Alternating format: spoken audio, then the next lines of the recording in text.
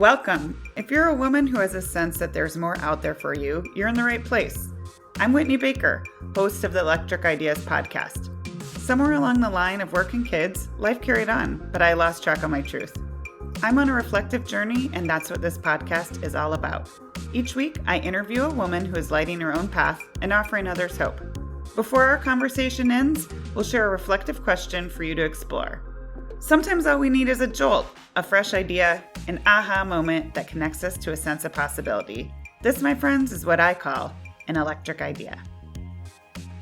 Welcome back to Electric Ideas. I'm your host, Whitney Baker. Summer break is officially upon us, and for most of us, that signals some sort of shift in our schedules. While summer can be a beautiful time to perhaps be less scheduled and hopefully have some spontaneous fun, I've learned that I have to be really aware of my energy day to day and make sure that I don't fall off too far from the wellness rhythms that support me.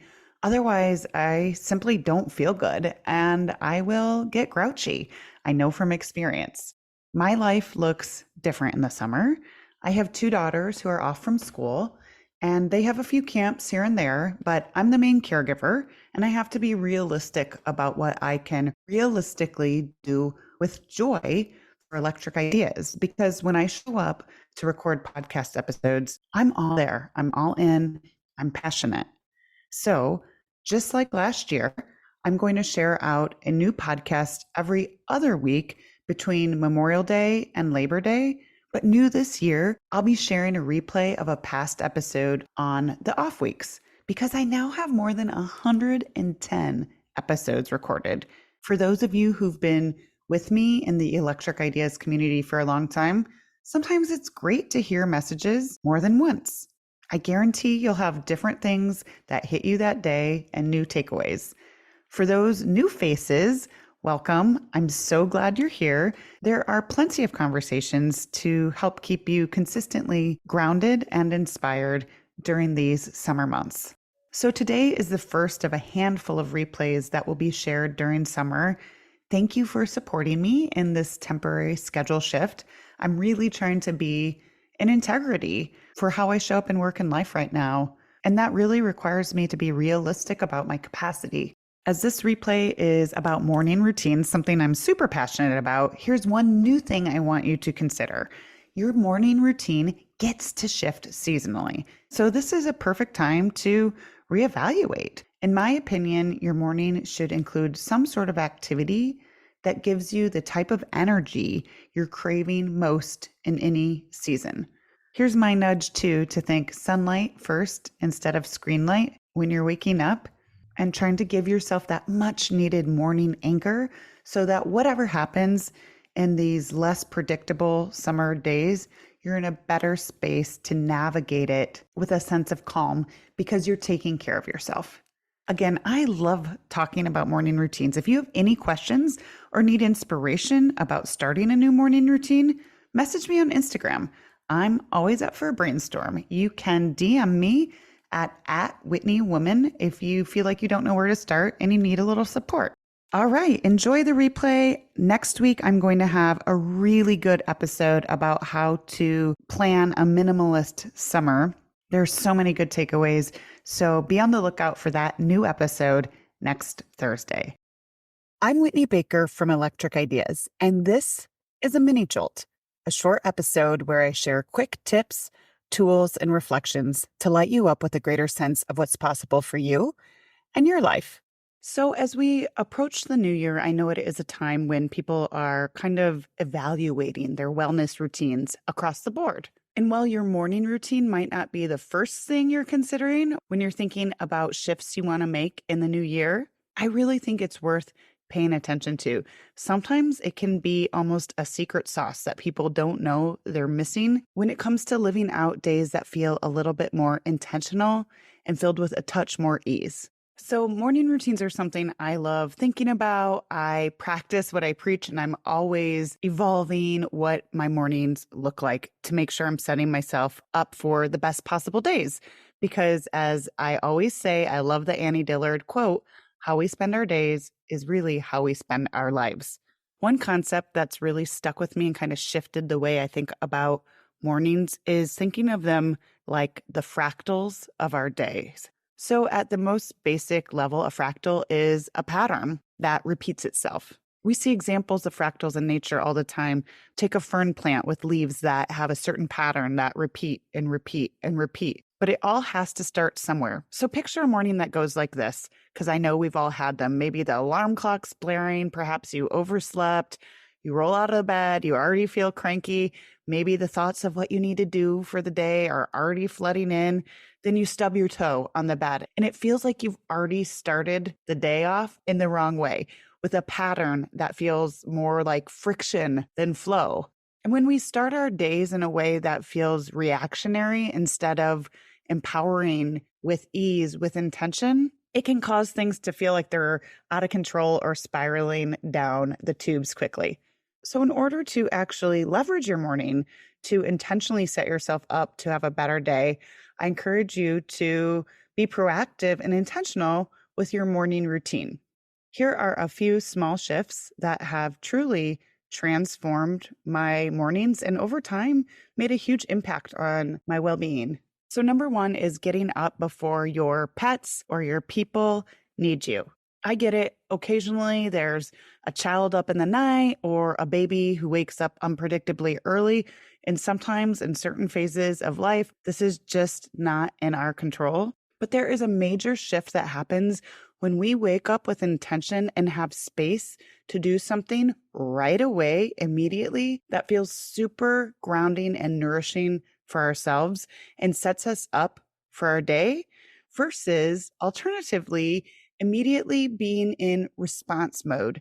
Right now, I'm actually even picturing a child pulling on a mother's arm, and there's many people who are literally dragged into the day responding to other people's needs. So my kids are a little older now, it's more predictable, but my baseline for weekdays is waking up 45 minutes before my children need to be up and getting ready for school and whatnot. I know there are many things I would enjoy doing before I hear calls of mom echoing down the halls, but I'm also realistic.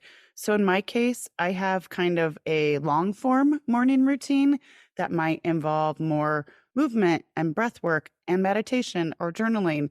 And it sounds a little bit like all of the things, but I always choose rhythm over rigidity. And I know I have a non-negotiable morning routine anchor. For me, that's meditation. I teach meditation. I have to practice what I preach. It's a practice that has been transformational for me. So I choose to do that. But whatever your morning might look like, it might be even just sitting still and enjoying a hot tea or coffee. It might be moving. Whatever it is, I encourage you to have kind of the long version and then the non-negotiable version. Your baseline that you know can anchor you in a time span of, let's say, 5 to 10 minutes. Because we all know life happens. Maybe you have a big deadline on your mind or you have to be somewhere first thing in the morning. But those times when we feel pressed for time are usually the time when we really actually need our little self-care setups in the morning the most.